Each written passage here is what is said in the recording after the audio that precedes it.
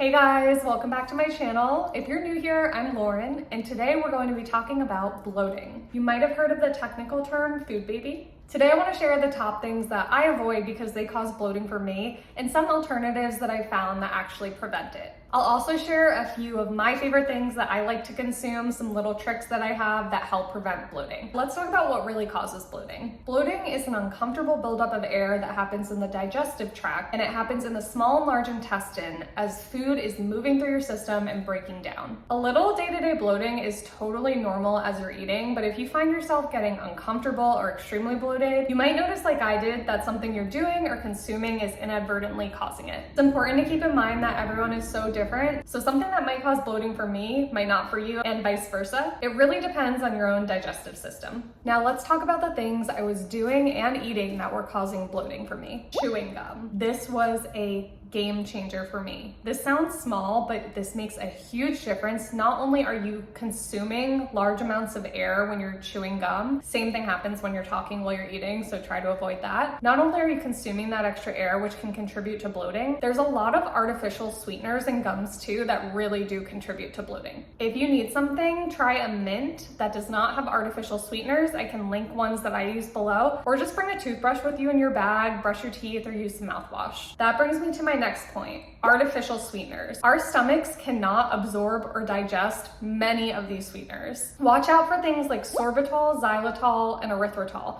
Erythritol is actually in a lot of products lately because they often add it to monk fruit. I personally avoid all of these, but if you're gonna try them, just try to be aware and notice if they cause bloating for you. When I have sugar, I personally stick to low glycemic options instead. So I pick things like coconut sugar, maple syrup, things that are real sugar but just don't spike the blood sugar quite so much. Food intolerances. This is a huge one. Before I knew that I had food allergies and sensitivities, I was bloating all the time because I was eating these foods and they were causing so much inflammation for me. Keep track of foods that trigger you. You can get a food sensitivity test done. You can work with a registered dietitian to figure out any allergies or sensitivities, and then avoid those foods. I would say some common ones are things like gluten, dairy, soy, corn, nuts, legumes. There's a lot of different things that you could have sensitivities to. It's important to work with a dietitian and figure out anything you might be sensitive to. Let's talk about drinks that can cause bloating. Carbonated beverages, that makes sense, right? Because there's air in them. Alcohol and sugary drinks. Those can all cause bloating for people. Water is obviously the best thing to drink. We all know that. And actually room temperature or warm water is the easiest thing to digest. When you drink cold water, it takes more energy because your body needs to adjust it to its own temperature. Cold water is better than no water, but it's good to know that it's better to keep it warmer. So we all know that unhealthy processed foods can cause bloating, but unfortunately there are some healthy foods that can cause bloating too for some people. Certain veggies or legumes can be harder to digest, especially more cruciferous veggies, things like cauliflower, broccoli, or cabbage. For me, cauliflower personally is kind of triggering. Certain beans or legumes can also be challenging for some people. Like for me, lentils just don't agree with my digestion all of the time. And then garlic and onions, because they have a large concentration of fructans in them, can also be difficult to digest for some. The best thing that you can do is just keep an eye out and be aware of these things and notice if you eat something and then it's triggering bloating for you right after. Again, a little bit of bloating is normal. These are healthy foods and we don't want to avoid them, but it's more about learning what is most triggering for you, so then you can think of the best possible way to consume it and the best quantity. Warm cooked foods can be easier on digestion rather than raw foods. So for me, for example, when I'm gonna eat broccoli, I don't tend to eat it raw, I eat it sauteed or in a soup. And then a good trick to know for legumes is you can soak them before cooking them, or just have them in a smaller quantity. The next thing that caused a lot of bloating for me was combining foods that digest at a drastically different rate. For some people, when you combine things like a steak and then watermelon or strawberries, you can cause bloating. This is not for everyone, but for me, this was a main issue that I used to have when I ate red meat. So I would eat like a steak for dinner, and then I would think I was healthy having strawberries for dessert, and I would be on the floor, my stomach would hurt so bad, and I would look extremely bloated. And I was in a lot of pain, honestly, too. Like, it was very uncomfortable. So I started to learn more about the digestive rates of different foods, and I realized that I was eating a steak, which takes a long time to digest, and I was immediately following that by a fruit, which has a high water content and digests much quicker. For a lot of people, this might not make a difference, but for me, I have a very sensitive digestive system and it does. And I know personally that if I'm going to have a protein, I need to wait to have something like a really light fruit after. There's people who have even said that fruit, for example, as it's waiting for a heavy protein to digest, can start to ferment in your digestive system, and that's what can cause the pain and the bloating. And the last thing that I noticed was causing bloating was sitting for too long.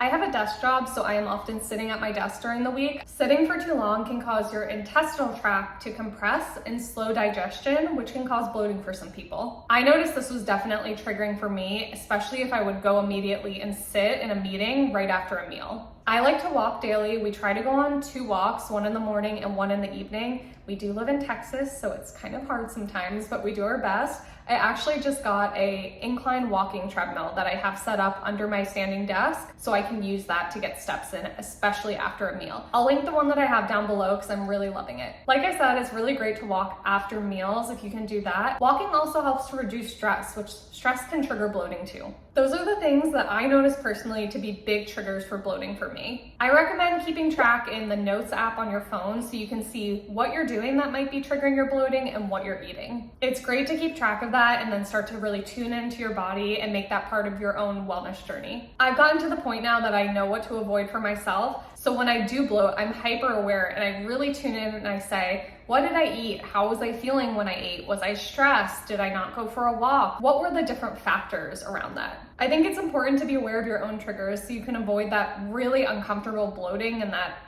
sluggish feeling. It's nice to feel good after you eat. Now I want to share my favorite tips and hacks of things that I use that prevent bloating for me. The first is peppermint, ginger, and fennel. I am looping these 3 herbs into one, and I specifically like to consume them mainly as teas. They're really soothing on your stomach. Peppermint can actually help relax the muscles of your bowel wall. Fennel is used in many cultures for digestion. I know that Italians use it, and when you're at an Indian restaurant, you might even see a bowl of fennel seeds on the way out. And then ginger helps reduce indigestion. It's really good whenever your stomach hurts too. These are 3 amazing herbs that you can easily keep on hand in tea form. The next thing is digestive enzymes. I take these in pill form, and I like to take them before or after I eat something that I know is typically harder for me to digest. For example, we make black bean quesadillas, and I really love them, but sometimes they make me feel a little bit sluggish after. So I'll take a digestive enzyme before or after, and it really helps support my system in breaking down the food. I found that they definitely help me prevent or minimize bloating, and they're a great, easy tool to use. Let's talk about chia seeds. You want to eat enough fiber to be regular and really prevent constipation. That will help with bloating too. Insoluble fiber is great because it doesn't absorb water in your stomach, but it's nice to have a mix of both soluble and insoluble fiber that you're consuming. A great tip is to add chia seeds to your water or smoothie. They're about 90% insoluble fiber, so it's a great mix, and they really help promote a healthy digestive system, which can prevent bloating. Dandelion tea. So I know I talked a little bit about tea already, but this one deserves its own category. It has diuretic properties, which means that it'll help flush out your system, so you'll notice that you'll pee more when you drink it. It also stimulates bile, which can help you break down your meals. I think it's amazing for you. I've seen a lot of studies talking about the benefits of dandelion. In one study, it was found to exhibit anti-tumor activity, and a study in Korea actually found that it had similar effects as a weight loss drug, where it helped reduce water weight and break down fat.